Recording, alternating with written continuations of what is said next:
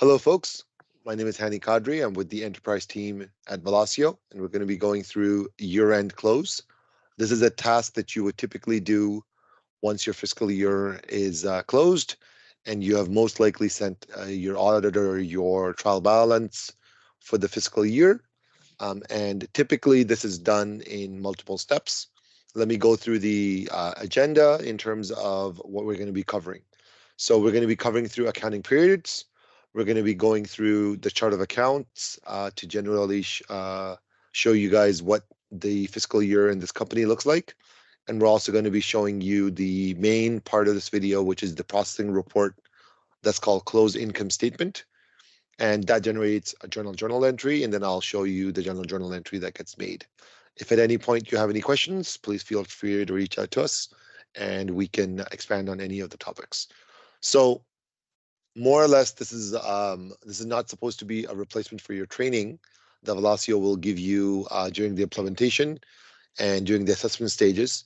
But at a general feature level, you will have a chart of accounts and a general ledger within your Business Central application. This company is set up with a December 31st fiscal year end. And how I can see that is very quickly by going to the universal search and going accounting periods.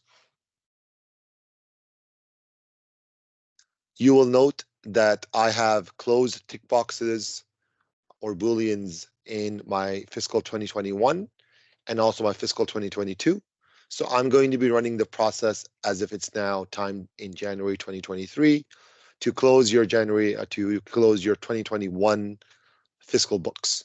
And step number one is going to be hitting the close year. I have already done that. So I've already marked these lines as closed, but I can just explain how this works. As you can see, my 2023 lines are still marked open. So let me just demonstrate this to you without clicking OK. So you would hit close year. It will tell you this is now going to close 23, which I don't want to do. And it's going to do that in the video, which is absolutely fine. It's not that big of a deal in this test company. Next step is going to be the chart of accounts. So I'm going to be showing you, if I go to my regular chart of accounts and I have my balance sheet, income statement, I have my account set up, I have everything set up, I'm going to be showing you very quickly what I have in my 2022 journal entries. So what have I actually done in the system versus more normally through a jobs module, a sales module, a purchasing, procurement modules, there's service management, there's manufacturing. There's a lot of things in Business Central that you could have used to post into the subledgers. And each subledger entry, including fixed assets, is going to be putting entries into the general ledger. So I'm going to use a couple of filters here. I'm going to go balance not equal to 0. And that's going to give me all my accounts that actually have a balance within the company. And I'm also going to be hitting filter totals. And I'm going to use a date filter. Why I'm doing this and how I'm doing this with these booleans, you can contact us and we will explain the logic behind how you actually type these with ranges and booleans. So generally speaking, what I've done is I've filtered for any balance sheet or income statement accounts that are not nil. I've also filtered my net change column by using a filter totals, which is separate from my other filters, to an as of. So basically it's an as at with a period. So dot range. So I can see that in my revenue and expense section, I'm going to scroll down. I have made within this is my live numbers, right? This is a live ERP number, so we can ignore the balance column. But for the net change during the fiscal year 2022, I have made $483,000 of revenue. There's cost of goods sold. There's some other expenses, and I should be left with around a $12,000 adjustment to my return earnings. So this basically, the point of this video and the point of this exercise is to close your revenues, reverse your revenues, reverse your expenses, and put it into the return earnings value. And that's the last part of your fiscal year end process. And this can be done at any time in the next fiscal year. There is no restriction that this has to be done like on the first of the next year, and then you can only use the ERP going forward. This can be done once your auditor provides the adjusting entries back or before that, and I will explain that at the end of the video as well. So once I ascertain what is my balances, and I know that this is the income, this is the expenses that I've made, I know I've closed the actual periods. You can go to an actual processing report called close income statement, and that's a task. And this report is what we call in Business Central a processing report. It actually does nothing. It's more of a routine in terms of generating the output. So what this is going to do is I'm going to click on December 31st, 2022. I'm going to have to pick a general journal batch. I'm going to have to pick a journal.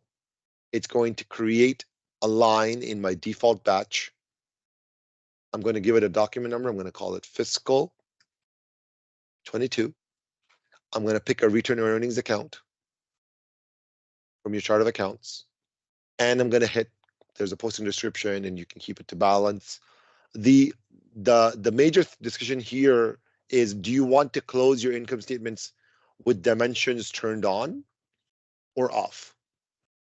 This is typically a critical process or a little more of a deep dive than what this video is supposed to be, but you do have an option of using any of your dimensions in between, and that will make the entry that I'm about to show you much more detailed.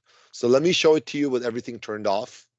When I hit OK, what this will do is basically it will go through the exact accounts I just talked about, and it'll make a reversing journal entry to actually reverse my revenues and reverse my expenses. So I'm going to hit OK. And the lines have been made. I'm going to go to my finance.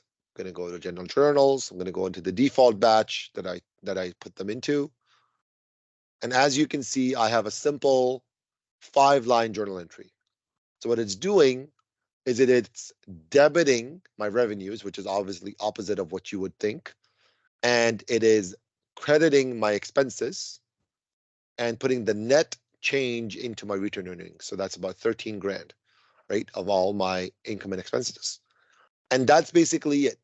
The one thing I wanted to make everybody aware on this call is, please note that we're using what's called a C date. So it's actually closing your books into what's called a 13th period. So Business Central allows you to have any number of accounting periods. Typically, most controllers and most accountants for all companies will set up monthly accounting periods. I have seen instances where a week is used as an accounting period for fiscal purposes, or you can do it for inventory, which is a separate discussion. But in this case, it's a 12-year accounting period with a start and stop date. And your nth period, which is like in my case, it's going to be my 13th period, is the C period. So the journal entry is actually not getting booked into December 31st, 2022.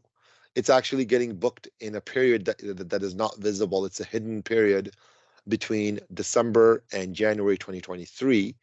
And if your auditor, like once you do this entry, you hit post and you hit post, let's say your auditor comes back in February of 2023 and gives you a 17-line journal entry, I would like you to adjust this in your books and this and this. You would enter in that journal entry manually, and you would use the C 12/31/2022 date, as long as you're allowed to post it based on your user security. You will post it, and then if you run any income statement, balance sheet, trial balance reports, you have to remember to run it with the C date, and that'll take care into consideration all your auditor adjusting entries plus your numbers. So there's ways on how you report, and you can reach out to Velosio Sales if you need any further information on what I said and clarification. And there are also a lot of different reporting options on how you sort of gauge and analyze the data once you've done the step. And that's the end of this video.